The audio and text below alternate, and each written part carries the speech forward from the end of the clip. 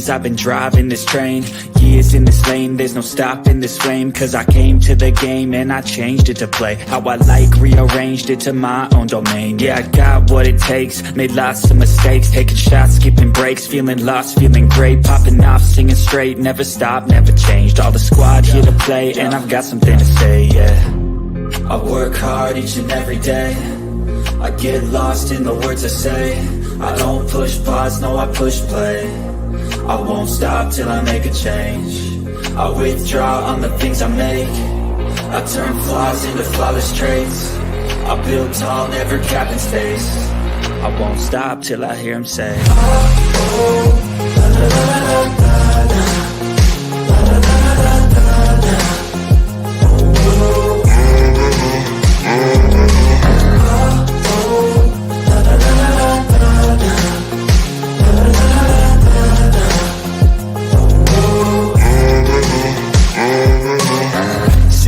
Man, I'm up again. I got tired eyes, need a cup of blend. That's right, in the AM, that's my only friend. No light, just the sun coming up on the... Hey, I'm fine. I'm just moving my desk up. No worries, no worries. We are live.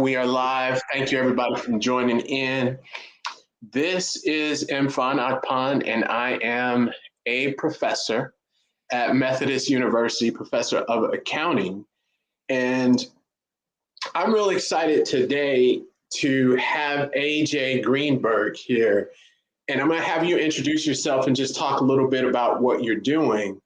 But for everyone who's listening, because AJ, this is live on YouTube, but it's also going to be audio. So there's gonna be audio to this as well. So awesome. For those who are listening on the podcast version of this, you can also click the link in the notes and come to the YouTube and see everyone and connect and get the visual experience as well. So AJ, can you take it away? Tell us a little bit about yourself and your background and what you got going on. Sure. Well, Mfon, thanks so much for having me on. This is awesome. And so me and Mfon actually go way back. I started Biograph, which is a storytelling company, with my brother over 4 years ago. And we've been working with Mfon almost since the beginning. He's worked on a ton of different projects with us, which we're grateful for. And so my background is in industrial engineering at University of Wisconsin-Madison. I got a Wisconsin hat on. And after college, went into banking for 3 years, commercial banking, helping tech companies, mostly software businesses, get loans. So we would finance these companies with recurring revenue loans. And my brother and I started Biograph, which is a storytelling business, about 4 years ago. And we really just had this desire to help other people. First and foremost, we wanted a better way for us to tell our own stories and to preserve the stories of our family, whether that be my siblings, my parents, or my grandparents. We wanted a place where all of us could share and tell our stories in one place. And so we started this business as primarily a writing and publishing business. So we'd help people that were never even considering themselves writers. We would interview them, turn those interviews into books, add pictures, design the books. And then most of the time, at the very beginning, people thought that they just wanted these as private family heirlooms to pass down to the next generation. And over time, more and more people wanted to publish. And so we built out a publishing platform. We have our own Biograph imprint where our clients can publish books with us, and we can do audiobooks, paperback, we do ebooks, and we're also doing some NFT work now, and Mfon is working with us on that, which hopefully we'll get to later. But the last thing I'll say before I let Mfon run the convo is when we started, we wanted this to be accessible to everyone. We knew how cool it was for us to be able to have access to our own stories. But writing books is very expensive. It takes a long time, and not most people can't afford that. And so from the beginning, we've been trying to find ways to streamline what we do and make it accessible and easy for almost anybody to use. And so we developed this app, which is available on iOS right now, iPhone, and it is basically a DIY place to tell, record, and share your story with family and friends. So we're really excited about that. And we're probably, right now it's in beta, and we're most likely doing a public launch in probably 6 weeks now. Oh, wow, 6 weeks. That's great. And I love to give the backstory because AJ, you're really modest. Because I've got to say, you and Aaron are some of the really most down to earth people that I know. And for everybody listening, the backstory: I met Aaron first. We were colleagues. We worked together at National Louis University in Chicago. So Aaron, he's PhD, Northwestern, and he was an English professor. And I've really got to say, it's hard for me to think of nicer people. So what I mean by that, I can give about 20 different examples, but I'm going to give 2 right now. With Aaron, I remember when I was working on my dissertation, I used to see him. We'd be walking around, and because we worked full time, but we also adjunct at different colleges and things downtown Chicago. So we'd bump into each other. And one day I was going to my university. He's like, "Hey man, where are you going?" I'm like, "Yeah, man, I got to go in here and work on this dissertation." He was like, "Look, man, anything you need me to read over it, you need me to check anything for you need any help with that, I'm always happy to do that." And I always remember that because he's an Englishman, you know what I mean? That's what he does. And I remember when you guys just started Biograph, and this is what he does, but he was willing and offered that, and that touched me. The other thing is just the way he was always advocating for students. He was always a big advocate for students, always looking for ways to help them and to really reach their dreams. And so I said 2, but going to you, AJ, you the other one, you are always looking for ways to improve, to help others, specifically me with these things, with these projects, with the books and things, on ways on getting them better, improving them. I mean, it's just amazing. And when you said 4 years, I was like, man, it's really 4 years. 4 years passed by, because you got to think about it. Well, when I think about it, I remember, things starting out, those emails I'd get, if you want your biography, you want to have that written. I remember getting those emails in the On the Corner. And so it is really great. And you guys really pushed the envelope and executed on your vision. So I think that is something to talk about as well. So thank you. What'd you say? I appreciate that, and I know Aaron does too. We'll have to send him the link later. Yeah, absolutely. It's because it's true, and I think that's important.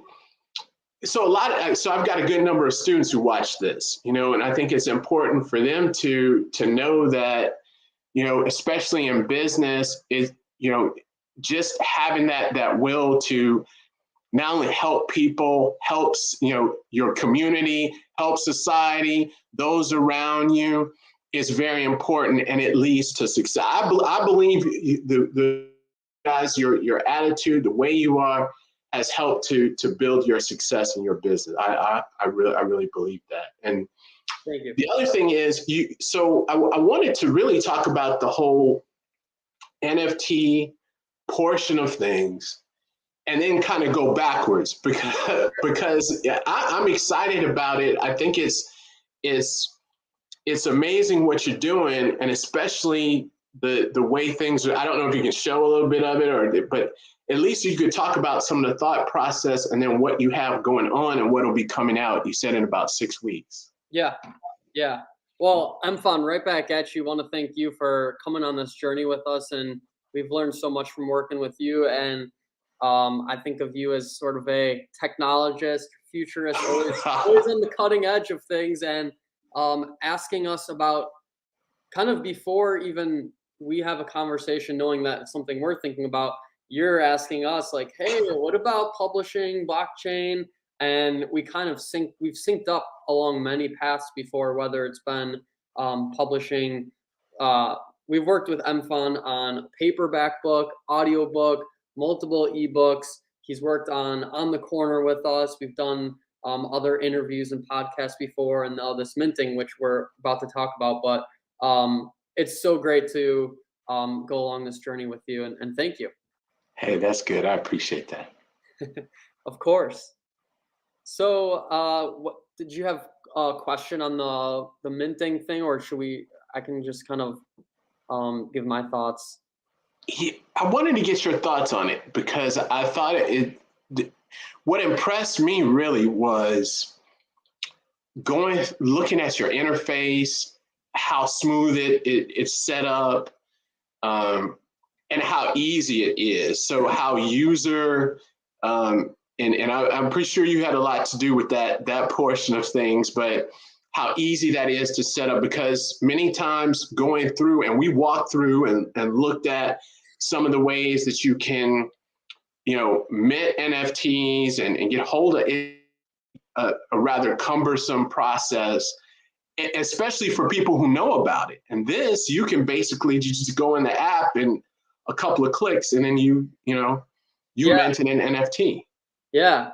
So I think the actual where we got into this NFT, I know it got really popular in the last year or so, and sort of like seems like maybe anyone that's getting in the space is jumping on the bandwagon. But Aaron and I, since we started this company, have been talking about authorship, people being able to author their own stories, have authority or control over their own narrative, and not let other people tell their stories. That's at the core of it. What we're doing, we're putting power in people's hands to tell the world about themselves and pass that on to future generations, or just right now. If you have a message that you want to share and get out there, you're the author of your story. And we've seen with social media and this advertising model, and where you post something on another platform, basically you're giving up your ownership of that. You're not really in control of your story anymore. There's an algorithm that's showing you things that the algorithm wants you to see rather than what you want to see. And so this blockchain kind of decentralized publishing kind of came at a perfect time, like where the technology met our philosophy and what we're doing. And so in the app, the primary function is to record and preserve your story. But also if people want to publish that and make money on their story, or own it, or share it in their own way, we now have channels to do that. So you can take any story on Biograph and turn it into an NFT. So someone, I forgot, it might have been like Mark Andreessen, I don't want to misquote, but or someone at Andreessen Horowitz, where they say Web 1 was read. So maybe a big publisher like the New York Times puts an article out, and now people can go on the website and read it. Web 2 was read write. So think of Facebook, where you can now read the feed, and then you can also write to the feed. So you can now add your own stuff. You can write or create content. Web 3 is read, write, own / monetize. So now with Biograph, you can read, write, and monetize now with these NFTs, and own what you create. So that's kind of where we're at with Biograph. And, well, I think that's important because so you mentioned with the evolution of web, and many people say, well, it's not here yet. It's not there. And I'm going to talk on this one, AJ, for a second, because it's a great point. And then I want you to kind of get your take on it. I was watching a movie called True Story on Netflix. It's a new movie with Kevin Hart. Okay. And Mark Wahlberg. In this movie, and they've been best buddies. It's, you know, their characters were best buddies. And it was I thought it was kind of ironic, and I'll tie all of this in with this story. I'm watching this, and in one of the scenes, so I'm not going to give a whole spoiler, but in one of the scenes, he was saying, you know, Mark Wahlberg's character was just saying how great Kevin Hart, his friend, they've been such good friends. He's an amazing guy, and he's a musician. And he said, and then they were saying, oh, that's great, he's a musician. He said, not only that, he produced his own album. Everybody in the room said, wow, that's amazing, that's great. And then they asked Kevin Hart's character, so how can I get the album? And he said, well, it's on CD. Then everybody in the room got quiet, and then they were looking, and they looked at him and they said, well, how are we going to play the CD? What am I going to play it on? Can I stream it? Yeah. And then the reason this is ironic, because it had me thinking, like, wait a minute, yeah, if I had a CD, where would I play it? I can't put it in a computer. Right. I don't have a CD player. What am I going to do with it? Because everything is streaming, right? So like you were saying, the evolution of web, people are saying, oh, well, this doesn't matter. It's not here. But wait a minute. If you think about it, there were CDs. Now there are no CDs for the most part, right? Everybody's streaming. How it was ironic was, I'm a big fan of Reed Hastings. Yeah, Netflix. Yeah, so I'm watching this on Netflix, and I'm thinking about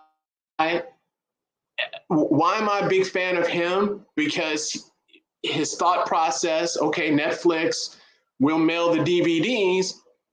Most of America at that time did not have DVDs. Mm-hmm. And they thought he was like, well, nobody, what's going to happen with this? This makes no sense. Then everybody has DVDs. And now no one has DVDs, but when everyone did have DVDs, he even had to fight. They were looking to remove him from the business because he wanted to invest in streaming content. And where can I find a DVD? Right? So there's streaming. So now you're talking about publishing, you know, Web3, we're talking about NFTs, and many times, even when I talk to many of my students, they're like, well, this doesn't make sense. What is this? What? So I have to remind them that, hey, we're in a transition period where these things, and they're being used, and it will increase. So I don't know if you want to talk on that. Yeah, I love talking about that. And it's like every time you transfer all of your data from this format to the other format, by the time you do that, that's already out of style. People aren't using DVDs anymore. And that's actually part of the main reasons why Aaron and I started off with the oldest form that most people are aware of. And we wanted to really perfect that and have that as the foundation of our business, which are books, physical books that people can hold.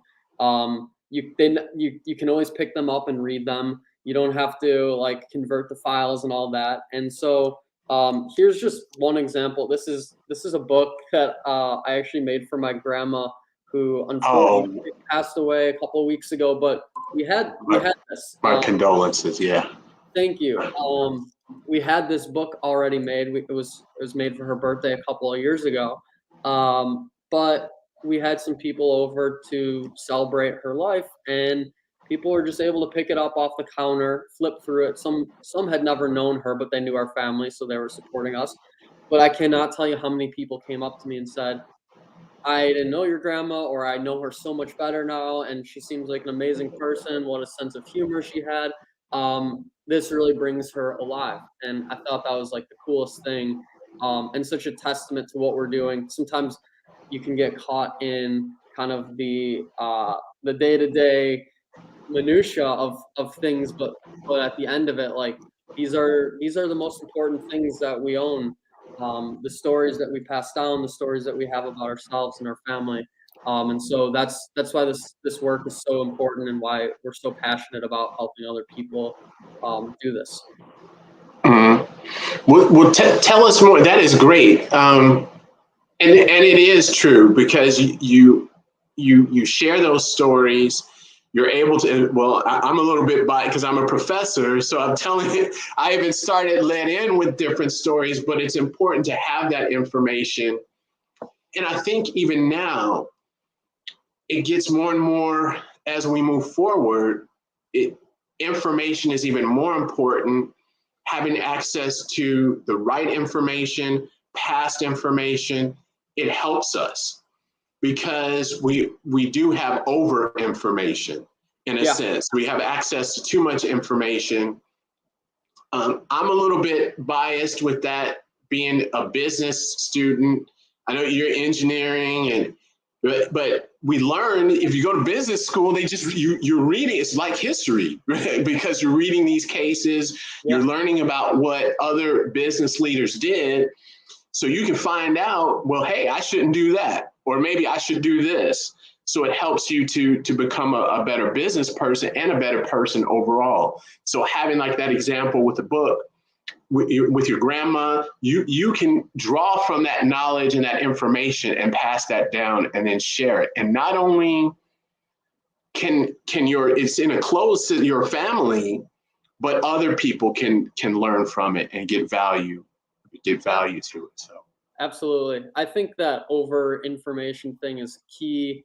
And one of the primary distinctions of what we're doing, I wouldn't call Biograph a social media app per se, but like when I'm on Biograph, which is every story that I see on there is either something that I've created or that someone specifically chose to add me to. They had to select my name and say, this story is for AJ.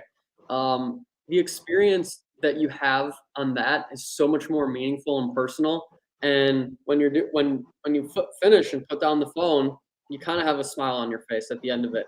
When you're scrolling through Instagram or TikTok or whatever, it's like every other piece of content is an advertisement or someone that maybe you kind of know that you followed one day, and now all of a sudden you're looking at pictures of someone's trip to the Bahamas and you're sitting in the snowstorm in Chicago and you're jealous or whatever. And so that you're getting this information that's not necessarily advancing yourself or helping you out.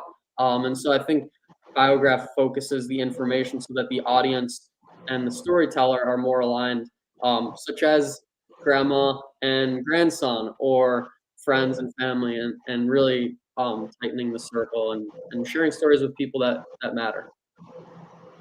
Yeah, but I mean, when I first saw the app, the first thing that came to mind, well, it was I thought it was great, the user interface, the experience, but the first thing that came to mind, I just imagined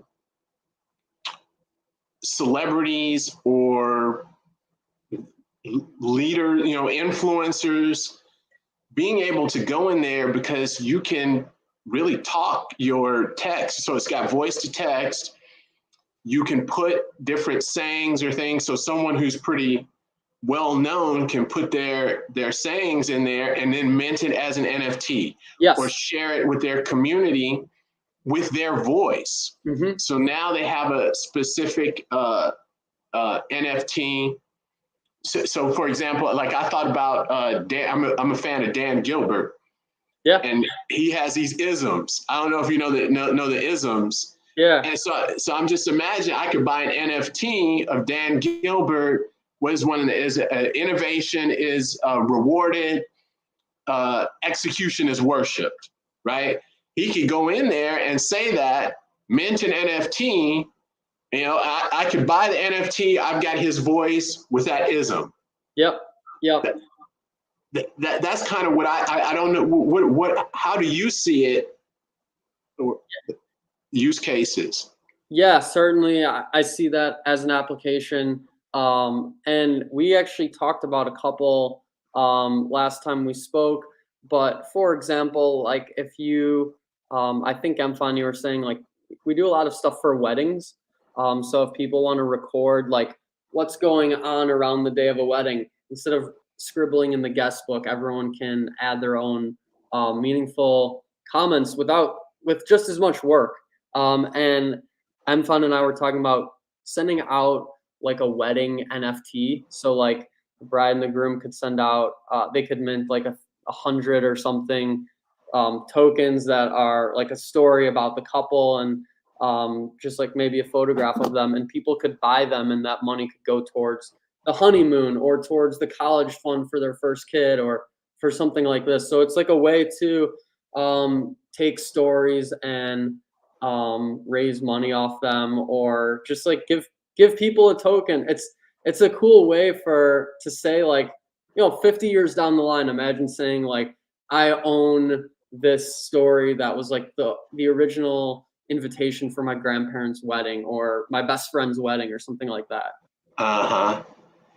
And you have it on your ledger, you have it digitally and you can transfer it. So, I mean, we did talk about quite a few use cases, which you can do now. What do you think is the constraint? Why isn't everybody having NFTs? Why isn't everyone minting NFTs and doing this? Yeah, I think, well, because Biograph's not published yet. Yeah, I think it's new to people. I think also there was so much hysteria a few months ago where people were just buying stuff, and I think the bubble has kind of popped, or reality has set in for people, and maybe they're a little kind of staying away from this space for a little bit. But just because there was a lot of grift, and there was a lot of people that were doing things that weren't legitimate a year ago, and doesn't mean that this technology is not amazing, and that it's sort of like, I think of the internet in the early days, where there's this internet bubble and all these companies that, every sort of company you could think of, they just added a .com, and all of a sudden they were IPOing for these huge valuations. But companies like Amazon existed in that space, and they popped along with everything else, but they had such a good underlying business and kept going and going. Now they are who they are today. So I think there's going to be a lot of stuff like that today that is involved with NFTs and will be the leader in 5-10 years. And so I think we're kind of in an interesting time with NFTs, and people are still finding out really like what the true use case is for them and their businesses. See, that's a good point. I'm glad you had brought up Amazon story. So I was watching a video with Jeff Bezos, and he was emphasizing about how people will invest with you. And he was saying he was doing a friends and family round of fundraising. And afterwards, because he explained he was going to sell books on the internet. And then he was like, are there any questions? And then, someone who was there was just like, what is the internet? They didn't know what they already agreed to give him the money, but they were like, what is it? What is this internet? But they were giving the money because they liked, him. So they might not have understood the idea. So I think that's good that you mentioned that, to bring that home, because I think many people, we kind of forget sometimes that how things have really changed and developed, but some things have stayed the same because, like you were saying, we're going through went through the bubble, like the .com bubble, and things are moving forward. So where do you see this? So you're going to launch in 6. Can we talk about your launch, and what do you, how can people get involved in it, and how can you just describe a little bit more about that? Yeah, so we've been building this thing sort of in privacy, onboarding just family and friends, people that we know, to help beta test, and we've learned a ton of things, made a lot of improvements, and one of like this NFT thing, which we didn't really think was going to be part of the initial launch, will now be. So we're really excited for that capability. I've got a couple friends that are pretty big in the space, so we're gonna do some promotions where they'll help us put this out there and get people in the NFT space on. But we're also going at this from so like the options, like you can NFT a Biograph. You can also send it as a physical postcard through the mail and have that like in real life experience. So for people that don't have smartphones, or if you just want to have something that's not on your phone and the physical object is more important to you, you can mint an NFT on the blockchain, or you could send a postcard to grandma or your best friend and surprise them through USPS and have a real physical token rather than a digital one. So we're really just finding ways for first of all the core is a better way to record and tell your story over time. It's not something that you do at the end of your life. It's something that you're always doing. And then along the way, finding different ways for people to, like some people might want to mint them. Some people want to make a book. Some people want to send postcards. Some people want to do just everything in the app and have that experience there. So we're just, as we launch, we'll continue to look at all of these different ways for people to use the app and listen to our customers and make it better and better for all those use cases. You know, and that's good, because with the postcard, with the NFT, it's really, and I wanted to ask you this, it's concerning data, but it's really, you're sharing, you said it's not really a social network, but you are sharing socially, but you're able to share outside of the platform. Yeah. You know, so instead of me taking a picture and then sharing it with my friends and family on the platform that are, you know, on there, I'm sending a postcard to whoever I want, one person or many people, or an NFT. They can get the NFT and have it digitally, so they can hold it digitally, so they own that. What about privacy? Is there, do you see any or foresee any, or have you thought about privacy issues, like, you know, with Facebook, Meta, and Instagram? Yeah, that's been a huge focus of what we've designed from the very beginning. We've made it try to make it as clear as possible to people so that they understand. I think that's one of the hardest parts with Facebook, is like you don't really know what's going on. You don't know who can see what. You don't know who your friends are or aren't, and they've had a lot of breaches of trust where, for instance, like the Cambridge Analytica, if you were friends with someone that they could see your data or something. So long story, I don't want to go down that rabbit hole, but we've, every step of the way in Biograph, we've invested a lot in signposting so that people know what happens to their story when they click certain buttons. And first and foremost, everything that you make on the app is private initially. So like no one else will see it unless you add other people to that story. So that's really important. Just as the first step is not default, put it out to the world, which I think has been a lot of problem for the public discourse in this country, is people are sharing their thoughts too quickly without digesting them first. So it's private by default, and the minting allows people to publish it in a fun way, and also it is somewhat of, it is very much a social experience. So when we were making a lot of these books, like not old traditional books, but traditional books, let's say that Mfon wanted to make a business book, or he wanted to tell a story about his wedding.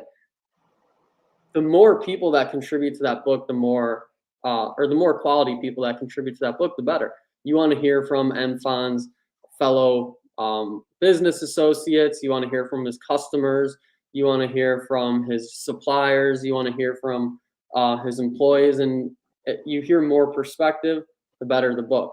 And same with telling a life story. You want to hear from like all generations of the family, different relationships, talk about those stories. And so that's all built into the app, where if you want to get comments from other people, you can do that. You just need to add them specifically. So everything's private by default.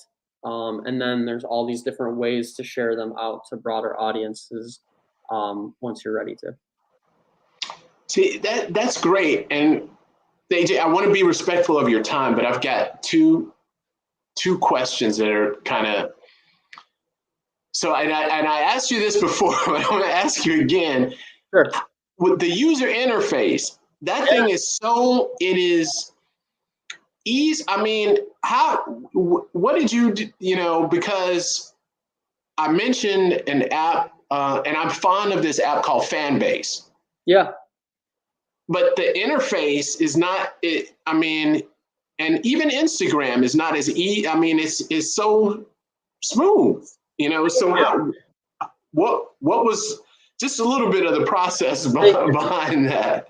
Thank you so much. That means a lot. And I think I could take you back to the beginning. Like I never kind of formally learned how to do this. But we had ideas of creating an app pretty much since we started the business, but really started designing it a couple of years in, and found out that there are software tools to make the wireframes.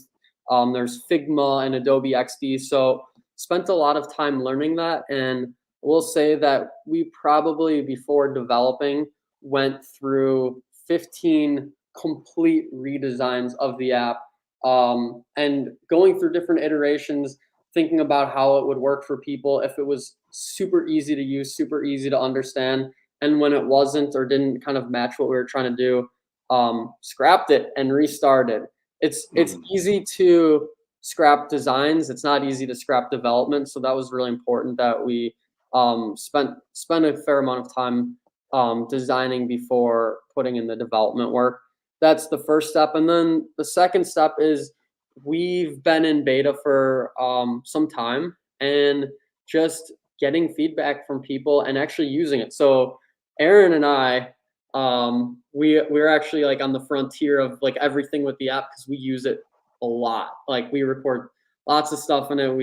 We see like all the breakpoints and where it's easy to use and where it's not. So like we're like great testers of it to continually be improving it. But we don't think like other people do. There's different age ranges. So we've always tried to make it like really easy for old people to use.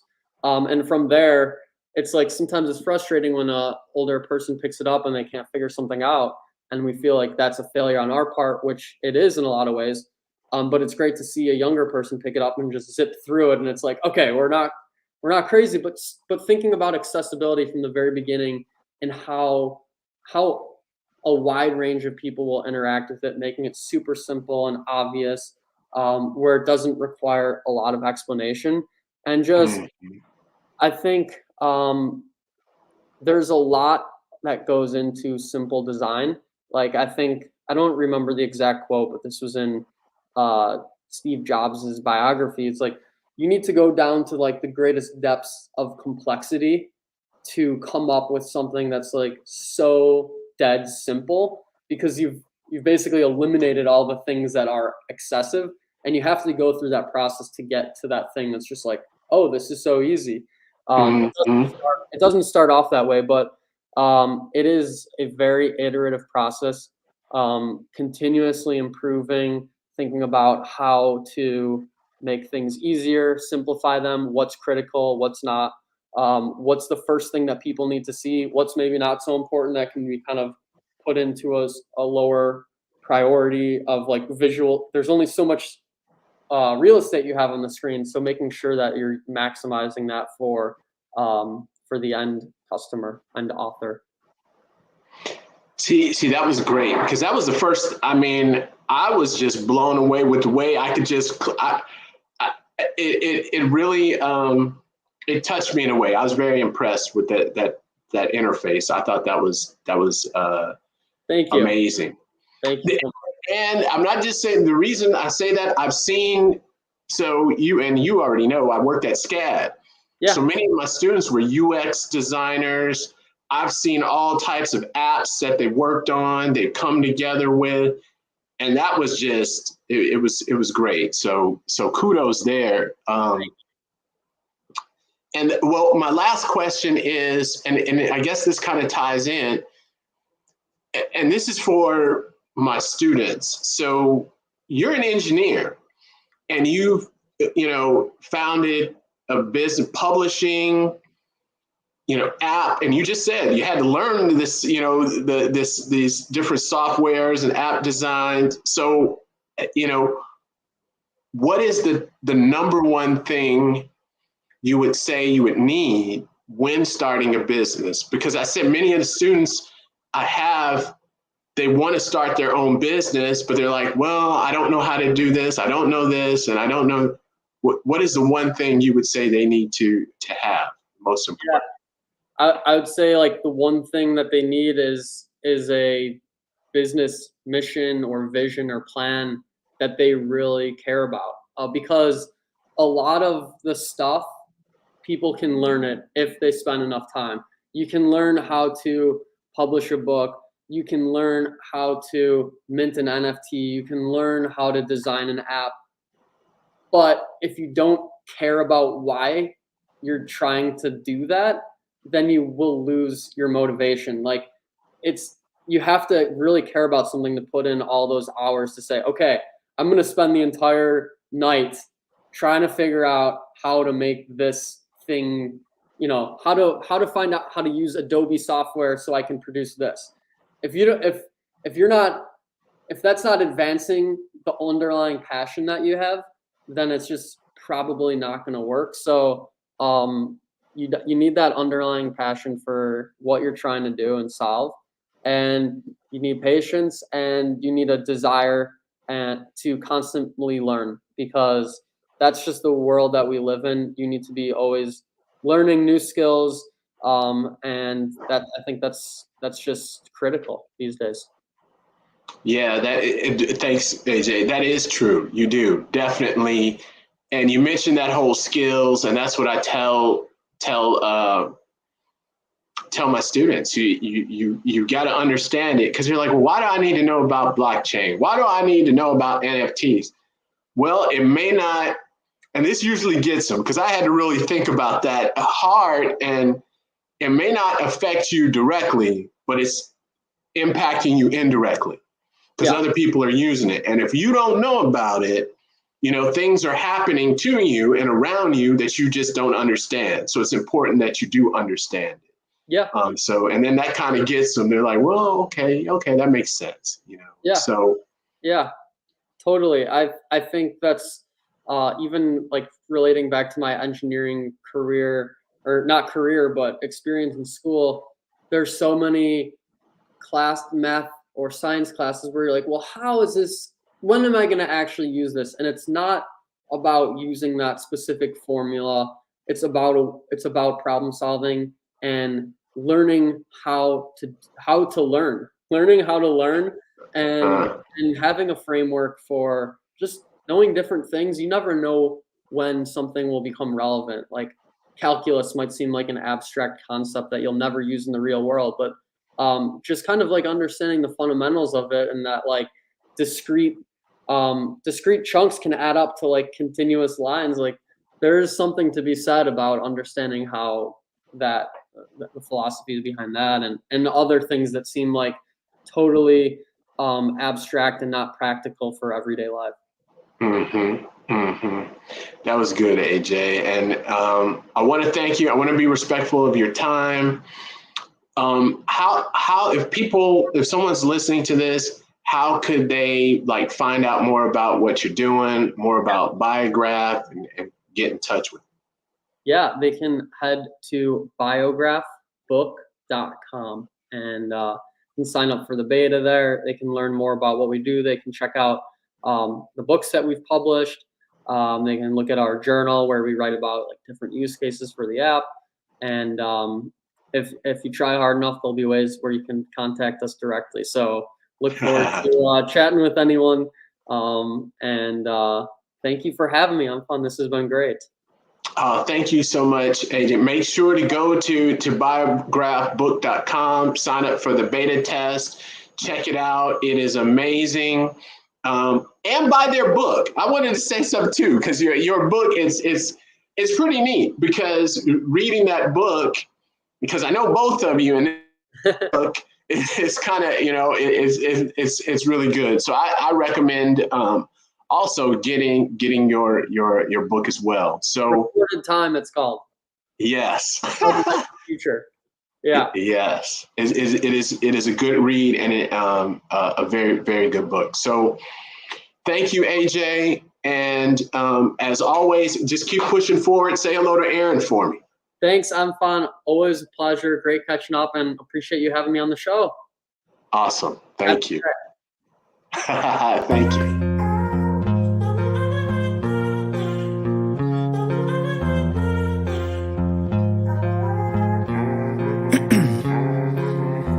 In my veins, I've been driving this train.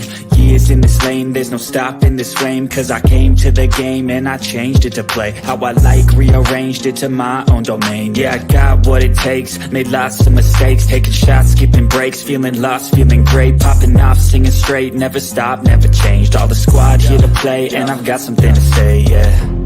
I work hard each and every day, I get lost in the words I say. I don't push pause, no, I push play. I won't stop till I make a change. I withdraw on the things I make. I turn flaws into flawless traits. I build tall, never capping space. I won't stop till I hear him say, oh, oh, la, la, la, la, la, la.